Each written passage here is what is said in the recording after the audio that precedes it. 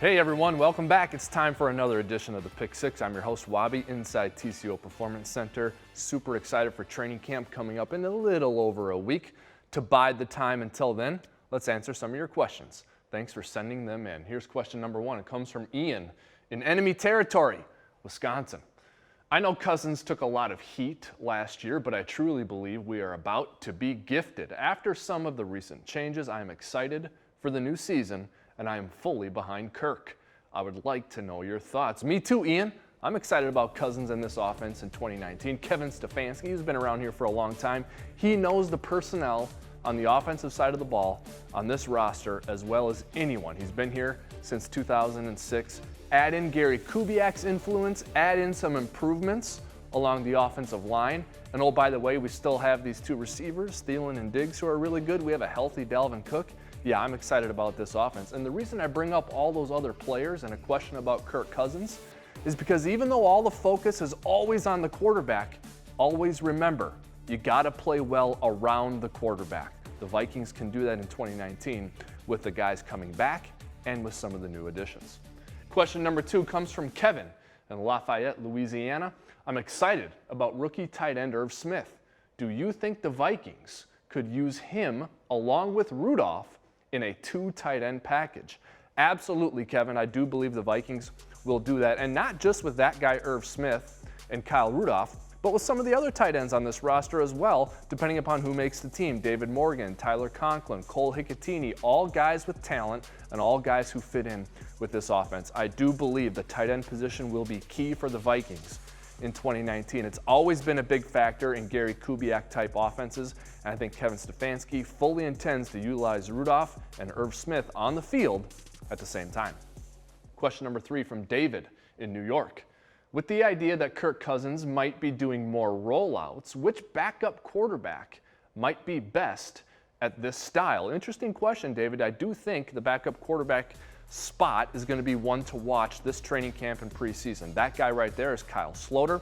Also competing for the backup spot is going to be Sean Mannion, who the Vikings signed in free agency. Now, these two guys both have about the same athleticism. The rollout part of the equation is going to be no problem for either one of them. It comes down to what type of player do the Vikings want as a backup quarterback. Do they want a cagey veteran who's been a backup before, like Sean Mannion?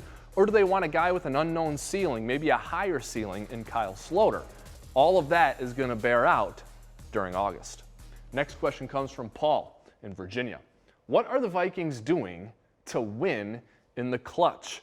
This is a good question, Paul. In fact, Kirk Cousins talked about this during Super Bowl week when he was making some appearances on Radio Row. He said, we need to be better and I need to be better in clutch situations. The way to do that is to work on it in practice. Mike Zimmer is very focused on putting the team in game-like situations during practice so that on Sunday it's second nature and you can operate very quickly. So that's going to be the key, is for Mike Zimmer to set things up during practice so that when the Vikings get out there on game day, it's like second nature to them. The Vikings need to be a hard-working team during practice, and that needs to transition onto the field in 2019.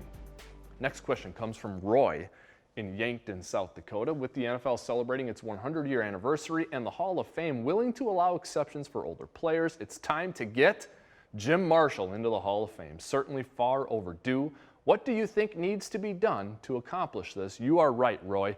Jim Marshall deserves to be in the Hall of Fame, and you will not find very many people who disagree with that. You talk to current Vikings Hall of Famers, some of them say, I'm not going back to the Hall of Fame until they put Jim Marshall in there. I think this could be the year coming up in the next couple of years. This could be the time when Jim Marshall finally gets his due and gets into the Hall of Fame.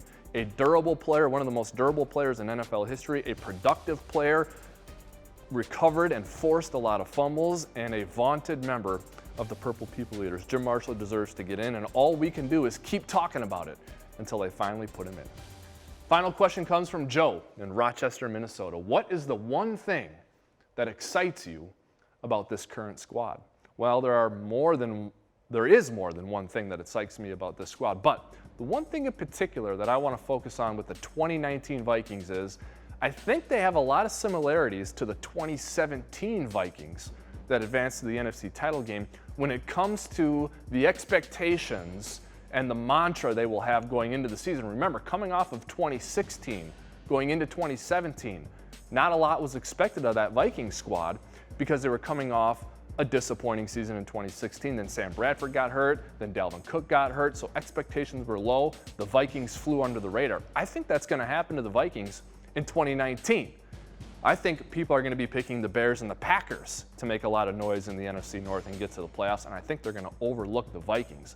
And I love a Mike Zimmer-led Vikings team that flies under the radar and gets overlooked, because then things like that, the Minneapolis Miracle, they tend to happen.